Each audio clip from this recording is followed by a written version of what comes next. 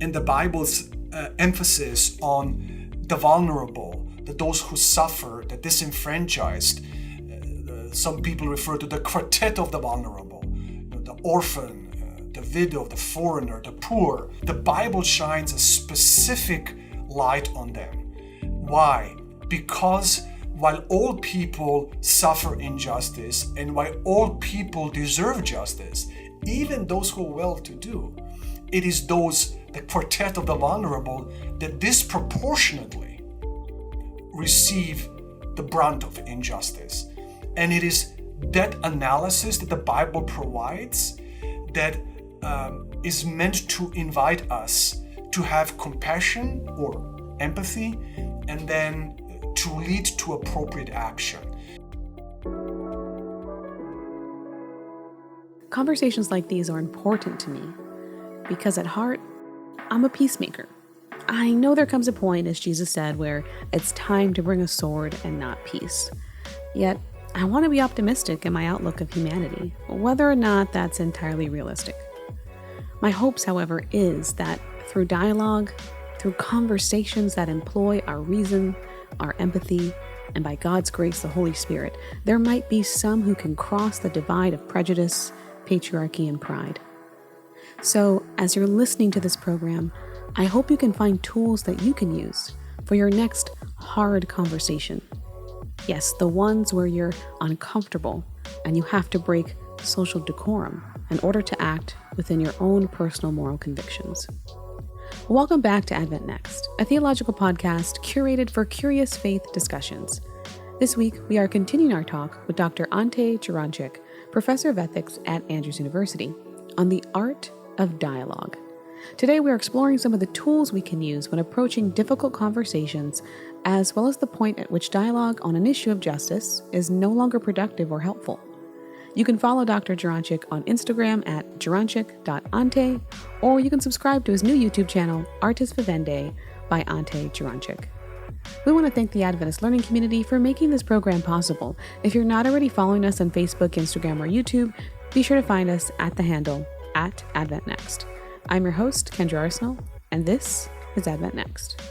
Wow. So this is so great. So what are some of the kinds of dialogues that we're having? You just mentioned that, it's even an experience that you can have when you're watching the news or listening to a podcast. So it sounds like we're always interacting with some type of a dialogical element, whether it's a person, a text, you mentioned earlier, some art. Are there any other things that we should be considering about how we're interacting with the world and the world is interacting with us? Yeah, I think perhaps before I answer this, if I can just take kind of a sidestep here and mention another reason, another factor, what makes that contributes to the difficulty of dialogue. I think that there are certain cultural realities that we're facing right now, some of which I have mentioned already, that really are undermining the very possibility of a dialogue. The fragmentation that we see on the social media, where everyone is belonging to their own tribes and they feel more comfortable there. But I also believe, and this is very interesting, and I don't know if you or the listeners will agree with that. And just bear with me for a second. This is kind of an analogical example I want to use. In C.S. Lewis, in The Abolition of Man, he is criticizing specifically relativist ethics. He is criticizing any cultural situation in which we cannot agree anymore on certain common norms, on certain universal principles. And here's what he argues. Here's his critique. His critique is if we ever arrive at such a place, when we do not have any common frames of reference, how are we, who is going to carry the day? Who is going to carry the dialogue? Whose voice is going to be heard? We don't have any rules by which we play, commonly agreed rules. We don't have any norms that we share together. So whose voice is going to be heard? And basically, he has a very bleak apocalyptic view of society where those with power, and however we understand power, in terms of being, in terms of their reputation or having huge quote unquote megaphones or whatever it is, people who speak the loudest or people who have, they will carry the debate. So he has a very this kind of dark view. And so we have to ask, like, what is happening in a culture where people cannot even agree on basic facts? Like, how are we going to have dialogue in a post-truth environment? So this is what really troubles this very notion of dialogue currently in the situation in which we are. So that is perhaps one thing that I wanted to add kind of as a preliminary here. Yeah, no, I love that. And even maybe even just a preliminary, like, what are some of those rules of engagement? I mean, because I think you said it, we don't have an established sense of how are we going to enter into this dialogue. One thing we talked about before is like, we don't even have a definition of words sometimes when we're talking about a specific issue. I might use this word and mean this, and you might use this word and mean that. So what are some of the, rules of engagement for entering into a productive type of dialogue? Yeah. So this is now very difficult, and it is quite possible that I might frame something or articulate something that might come across the wrong way. I hope that is not going to be the case. But let me give you one instance where that is kind of very important in connection to your question. And that is the question of intention, right? So I think if we ever come to a place, and I think we have arrived at this place in many forms of sort of in the blogosphere or the Twitter space or Facebook space, right? Where actually the intention of another person doesn't matter anymore. Now, let me say immediately, I do not believe that good intentions excuse people. I don't believe in that, right? Because the fact that you had good intentions doesn't explain much, because your intentions can be ignorant intentions. You might have, I only meant that. Yes, but if you thought more, read more, listened more, then, well, you would not have had those intentions. So intentions themselves, they cannot give you a moral, ethical, free pass necessarily. So I want to put this out immediately, because some people are all about intentions, right? The United States, they had good intentions when they invaded Iraq, because we believed that they had weapons of mass destruction. Yes, but could you have known, if you wanted to, that there were no weapons of mass destruction? Can your ignorance actually be excused? So, which then would invalidate your quote-unquote good intention. So this is what I wanted to say. I'm absolutely clear on that. At the same time, if in the dialogical space where we find ourselves, the two of us, we now have a conversation, and I frame something, I use an expression that might be outdated, or I use some stereotypical language, or I put it in a way that seems to be harsh. And if there's never a space, never a time where you ask me, that really sounded not right, that sounded really offensive, followed with the question, what did you actually mean by that? If that space, if that moment completely evaporates, then I think the prospect of dialogue is going to evaporate as well. Then actually our public discourse is only going to be a sort of performative free-for-all. My speaking only has a performative function where I announce and denounce and never actually take time to really understand where this other person is coming from. So I think that is, for me, absolutely very critical. Yeah, it's funny. Just a funny example. I have a neighbor. She's like 90 years old, and she was trying to. And I recently got to know her. She was trying to ask me, like, what's your ethnicity, like, what's your background or whatever. And she's like, I think they would have called you mulatto, like back when where I'm from. But what do you call yourself now? And I could have easily taken that as a moment to be like, this lady just called me a mulatto. But but I don't think she had any other terminology to grasp it. Like I said, she's 90, so it didn't come off as offensive to me because I was understanding intention where she was coming from. We have a good relationship. She's not trying to be a certain way. She just in some ways just not PC. Yeah, and I think it's very different. I think that we also understand, I mean, in this connection, right, that perhaps her language is a reflection of a certain history, right, and implies language that we would perhaps consider, or certainly consider, some racist stereotypes. But I think it's very important in our current conversations on race to understand and to realize, and perhaps perhaps I have no right to speak about this, but I would imagine that not all expressions of racism rise to the same level.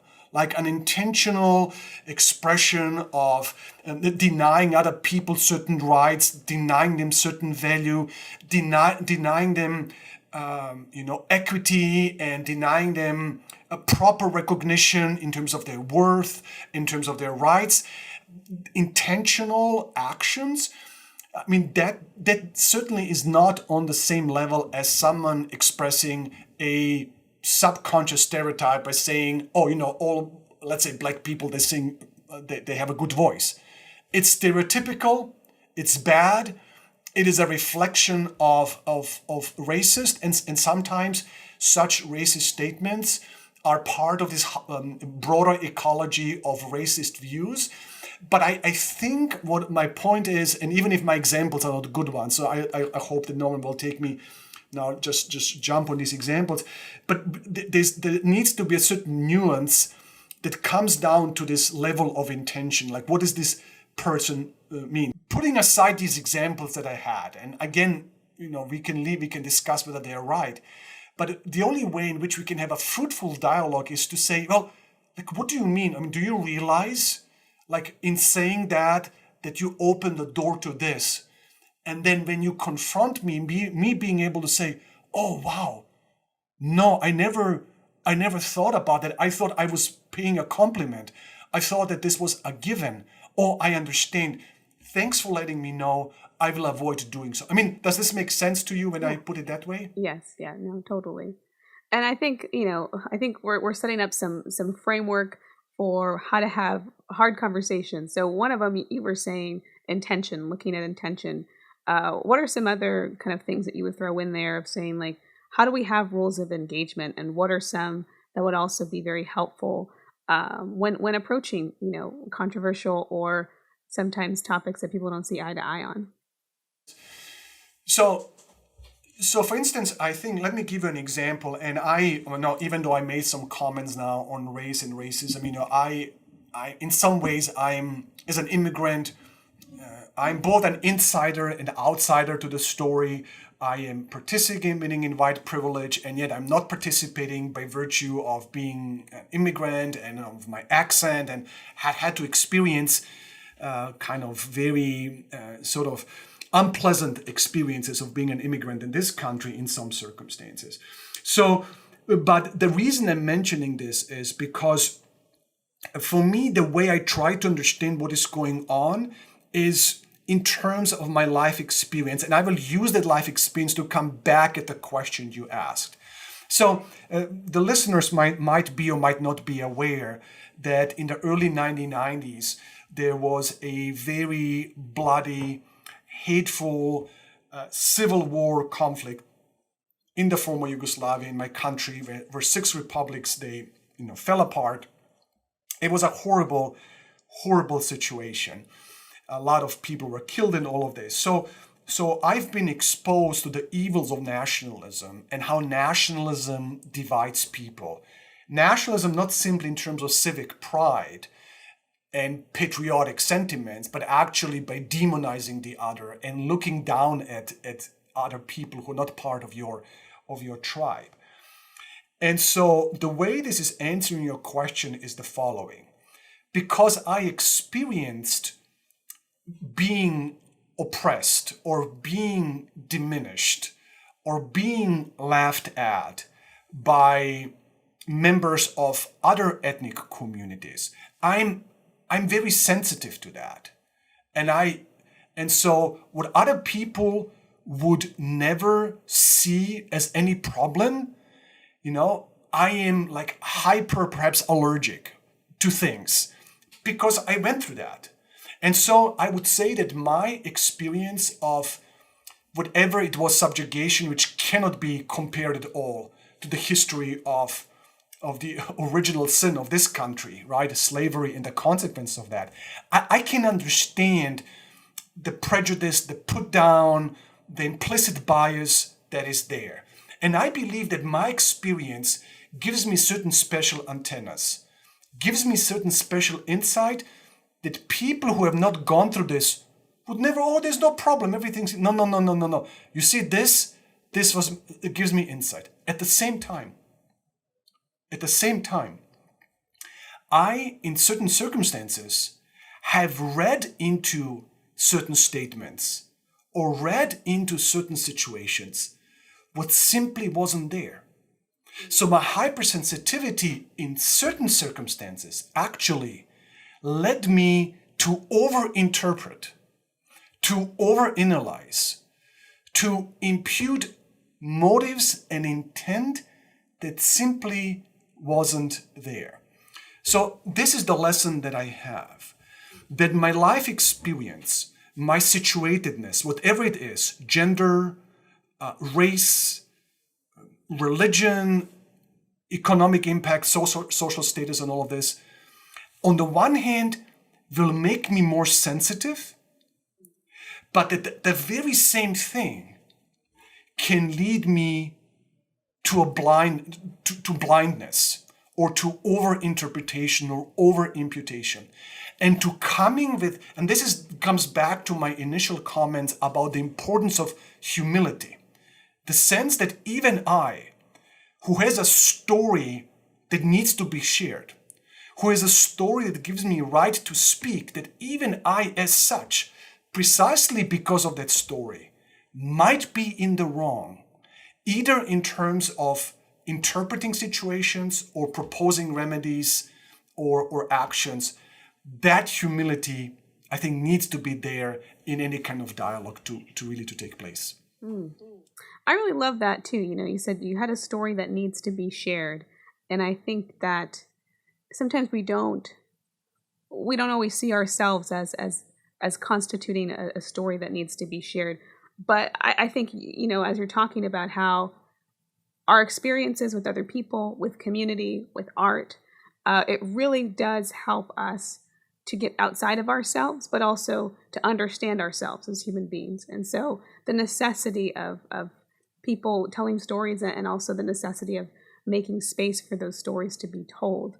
One thing you talked about in your class, and maybe we could touch a little bit about this, is empathy, right? Which is like one of those qualities that are needed for listening. And so if you could touch on that just a little bit. Yeah, empathy is certainly, when we talk about ethics, is a central moral emotion, right? When we talk about moral psychology, when we talk about central moral emotions, empathy is one of them. And we recognize this. President Obama used to talk a lot about this. There are many. Jamal Zaki recently wrote a book on empathy, and many other authors, we don't need to go now through these titles, are reminding us just how central empathy is. And the good thing about empathy, and I think that is very important to stress, is that empathy is something that can be learned. Now, I have to step back just for a second and say, people understand empathy in different ways. Some people understand it in the minimalist sense, others understand it more in the maximalist sense. In the minimalist sense, they focus on the etymological meaning of empathy, simply this notion of feeling with, feeling with someone, and then they separate it kind of with compassion, which is either also a rational understanding and then actually concrete action. Some other people have a more maximalist understanding of empathy, where in their definition, compassion then is one of these aspects, right? So this is depends how you define it, and I don't want to now take side on any of these definitions. It's really just pick one definition and then run with it. But empathy is so deeply, deeply important, and there's several aspects to this. One aspect is when we think about the Bible and the Bible's emphasis on the vulnerable, those who suffer, the disenfranchised. Some people refer to the quartet of the vulnerable, the orphan, the widow, the foreigner, the poor. It is those that they have, the Bible shines a specific light on them. Why? Because while all people suffer injustice and while all people deserve justice, even those who are well-to-do, it is the quartet of the vulnerable, that disproportionately receive the brunt of injustice. And it is that analysis that the Bible provides that is meant to invite us to have compassion or empathy, and then to lead to appropriate action. So empathy and / compassion, however you define these terms, is precisely that emotion that moves us out of a perhaps cold, calculated moral judgment to a deep connection with the pain of humanity in order to act. And I do believe in the context, if I read my scriptures rightly, in the sense of the shining the light on the vulnerable and the quartet of the vulnerable, that they deserve to have a special voice, that their stories should have a special allocation. That leads me to say, wait a minute, people who have been denied rights, whose stories is a story of oppression, of victims of bias, victims of institutionalized injustice, those are the voices that have to speak, right?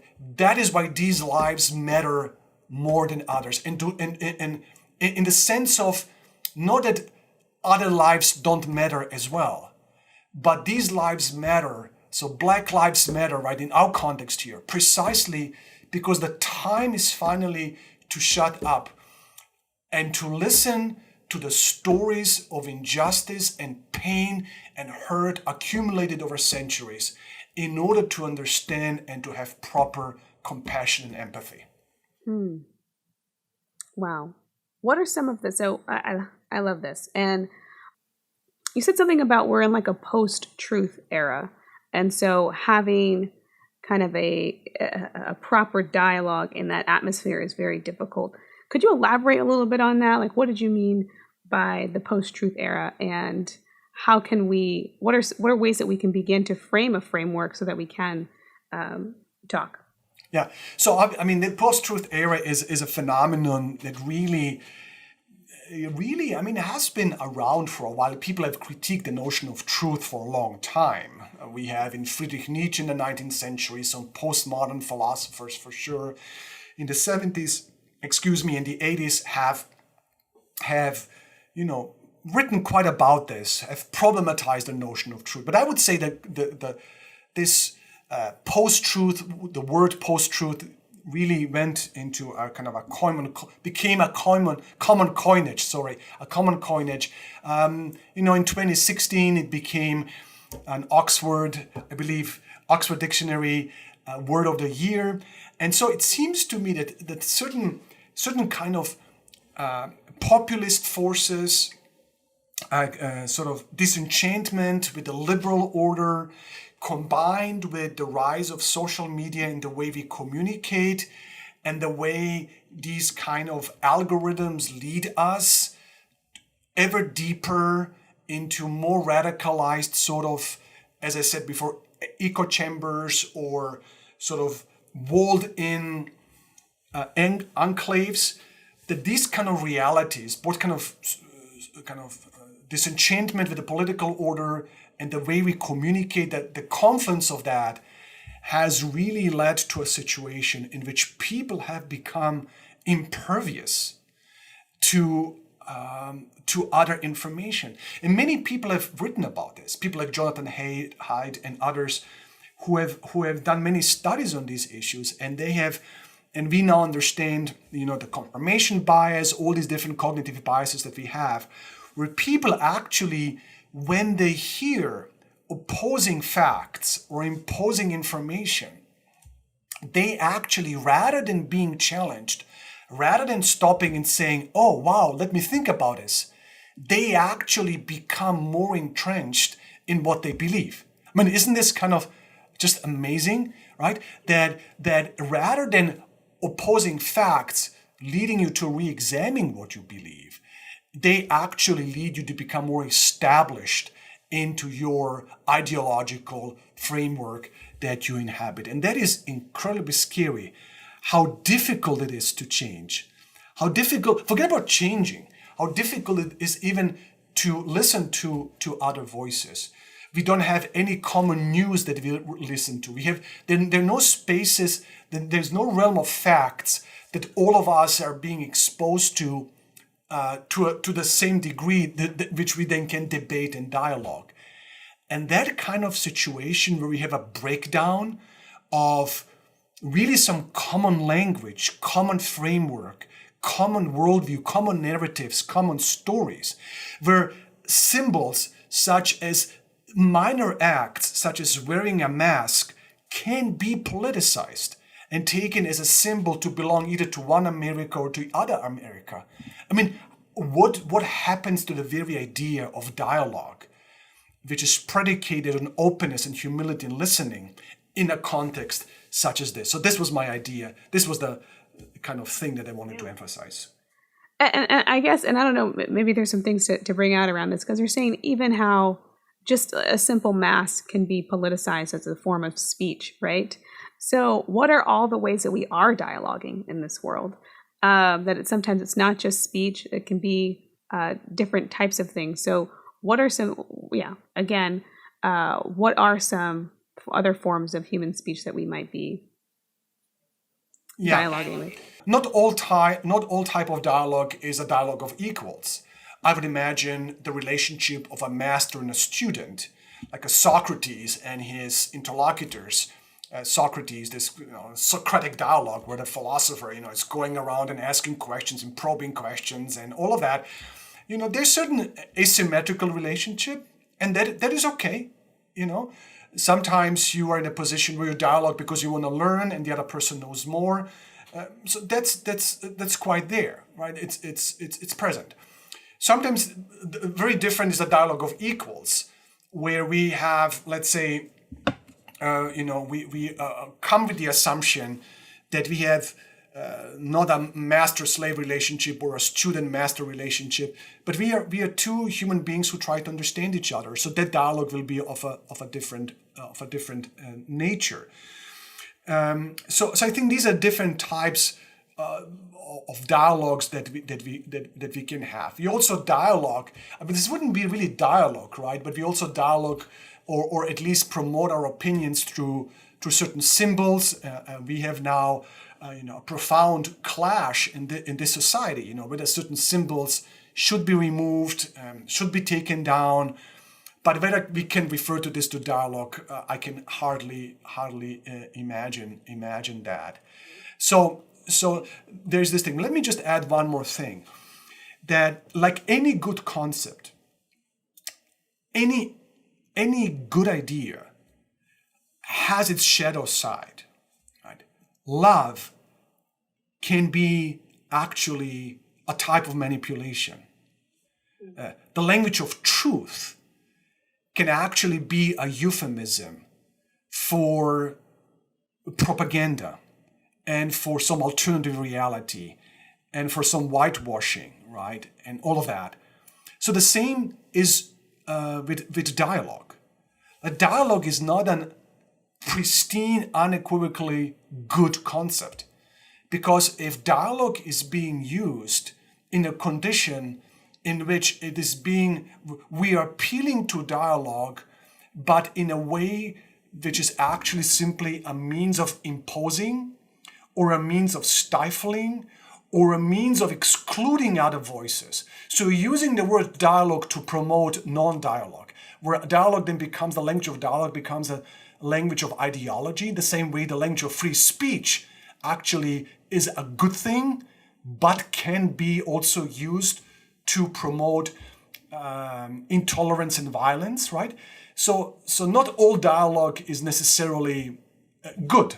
So I don't know if I'm answering your question, but I do believe that the different types of dialogues, different types of relationship in which we stand to, and also this idea that sometimes dialogue is a euphemism for something that is not altogether benevolent and good. I like that, and maybe you can expand on that, because even when it comes to specifically looking at, domestic violence victims, one thing they try and train pastors not to do is to sit them down in a room and say, well, let's dialogue about what happened in this situation, right? Because that there's no dialogue to be had. There is one person who's in the wrong, and it doesn't matter what the rationale is. So are there conversations in which there should be no dialogue, where it's like there's a right and there's a wrong, and the wrong doesn't have a side to speak? Yeah, thank you for asking this. This is such a important question. I remember a couple of years ago, and you would remember this, when the movie Zero Dark 30 came out, about the hunt for Bin Laden and all of that, and that book the movie had some falsely. Some people have argued this was not correct how it actually happened. But basically, the way the movie was structured was that the capture, or the killing of Bin Laden, the first step towards that actually begins with a torture scene. And so some people have then reflected on the movie and the role of enhanced interrogations and torture, and have stated, that movie kind of invites us to have a dialogue in our society about torture. And Slavoj Žižek, who is a philosopher, culture critic, and public intellectual, said something, well, we cannot always use the word dialogue in such a neutral sense, right? Let's say if we were in a culture in which someone said, okay, well, let's have a dialogue about situations in which rape might be justified. The language of dialogue would simply be a language of something that is morally obscene. Like, nothing would show the decadence of a culture or the decadence of a situation, of a conversation, where someone would say, oh, let's have a dialogue about rape, right? So sometimes the argument then is that Žižek's argument was the following, that precisely this idea that we need to have a dialogue over the justified use of torture, that very language shows how our culture has been morally malformed. So obviously that speaks to your question, how in certain types of violence, the very invocation of dialogue is problematic. But I would also say what happened during the civil rights movement, right? When white leaders and politicians were counseling Dr. King to wait, right? Let's some dialogue. Let's not rush with these marches and protests and all of that. And we know that in his letter from the Birmingham jail, right, he basically rejects dialogue, right? Dialogue becomes an ideology of postponement. The language of dialogue becomes an ideology of status quo, and he absolutely rejects it. And that time is over. Change has to happen now, right? So these are some of the difficult issues when it comes to discussing, the function and the role of dialogue. And I guess, you may not have the answer to this, but so when is that time? When is it the time for dialogue? and when is it the time for action and saying, okay, no more talk. This is there are no more words that are welcome in this situation because it's going to take away the dignity of the people involved, etc. Like, how do we measure when it's the right time to talk and when it's the right time to just wrap it up? Yeah, I think this is a very difficult question. Like with many ethical questions, I'm a person who believes a lot of these answers cannot be answered apart from context and apart from the deep struggle to arrive at moral judgments about a particular situation. So it's hard for me to answer this. It is hard to answer as a matter of principle. It is hard to answer. But I would say, that you can think about this at least in two different ways. Look at our situation.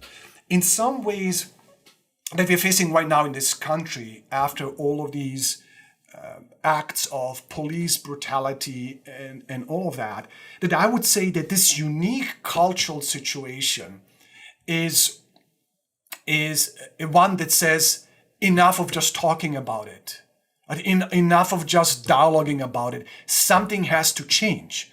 So it seems to be that a confluence, like why these things happen at this particular moment or at a particular moment.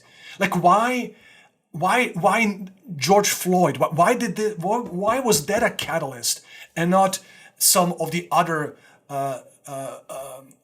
killings that happened before? Right? Why now and not before? Some things that come together, things have built up, a collective anger, a collective sense of disgust has just come to the surface, and people have said it's enough. But to be honest, it has been enough for a long time. And not just 2 or 3 years ago, but for decades, it has already been enough when it comes to a lot of these structural injustices. So it all depends how you define this. Yet at the same time, even in moments where you have enough is enough kind of sensibilities, even such moments are not the end of dialogue. Because even in such moments, we still have to decide, well, how specifically to act. Like what specifically to do. We have to take into account certain prudential considerations, timing, methods, manner, defunding the police. Okay, but what does that exactly mean? Is this meant to be the same for all communities, everywhere? Is this about reform? What kind of reforms? On how quickly are we to do them? So see, because life is complex, life is never free of constant assessment of situation, constant evaluation of what needs to be done. And that is why, in some way, the type for dialogue and type for reflection and type for judgment is never behind us. That's so great. I appreciate the thoughts that you kind of brought together on these topics. Is there any last word that you'd want to leave our audience when we're considering about entering into the space of tough questions? Maybe one thing too is, and I think we talked about this previously, but like that there has to be kind of a moral framework or a moral fabric within the person to be able to ethically enter into that space of dialogue and to do it well. But anyway, what are your thoughts that you want to leave with our audience today? Yeah, I think it's what is really for me quite significant is when I think about be it dialogue or empathic action or advocacy of any kind, it brings me back to this something I mentioned, I think at the beginning of our conversation, and that is like what kind of specific practices are involved with that? Like the importance I mentioned, the importance of listening and learning. And, if you don't know, if you don't understand the issue of race, if all of that is, over your head and you think go and talk to people. Like read books, find out about history, listen to a podcast such as the 1619 podcast that It was brought out by the New York Times, a fabulous podcast on the history of slavery, and it's find out about it, right? So there are many things that we can do. Do not plead. Your ignorance can become easily a culpable ignorance if you don't know, but you could have known better, and with knowing better, be a better participant in any sort of dialogical setting. But also, in addition to what I can do, and for me this is always important, it brings me back to the kind of human being I need to be in order to enter into a situation of dialogue, right? I mentioned humility, right? Humility that I might be wrong, even if my story gives me the right to have a higher moral standing, even if I, click all the check marks sort of intersectionality, where, all these things seemingly give me a higher moral standing than someone else who hasn't gone through these things. Even I never inhibit a pristine epistemological, a pristine realm of truthfulness. I always can be mistaken. So humility and an openness to learn from others. Also, a sense of being able to extend forgiveness and to have compassion. And as a Christian, however you are truthful, however you are right, it doesn't give you, no pun intended, it doesn't give you the right to leave behind central Christian virtues such as like goodness and kindness and gentleness and brotherly love, right? So dialogue and justice and the pursuit of truth, that for a Christian can never be disassociated from the call to be a disciple of Jesus in the totality of what that all means, in imitating Christ in terms of who he was and the kind of character he had. That, I believe, is absolutely important to keep in mind. I'm walking away from this conversation with the sense that dialogue really depends on the character of the two participants.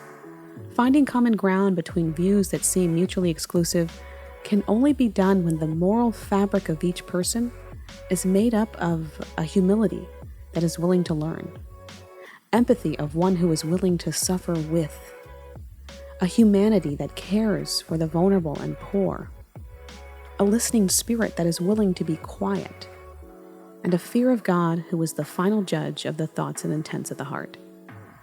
Without these key elements that exist within a person's journey of moral development, a productive conversation with someone holding a contrary perspective is nearly impossible. Good conversations begin with ourselves. Thanks so much for tuning in. We hope this conversation provided you tools for productive conversations in the future. Be sure to tune in next week where we talk with Dr. Heather Thompson-Day on her upcoming book, It's Not Your Turn. We want to thank the Adventist Learning Community for making this program possible, as well as our guest, Dr. Ante Jeroncic. You can follow him on his YouTube channel, Artis Vivendi by Ante Jeroncic. If you're not already following us on Facebook, YouTube, or Instagram, be sure to do so at the handle @AdventNext. As always, I appreciate your feedback as well as your suggestions for future episodes. Once again, thanks so much for tuning in, and see you next week.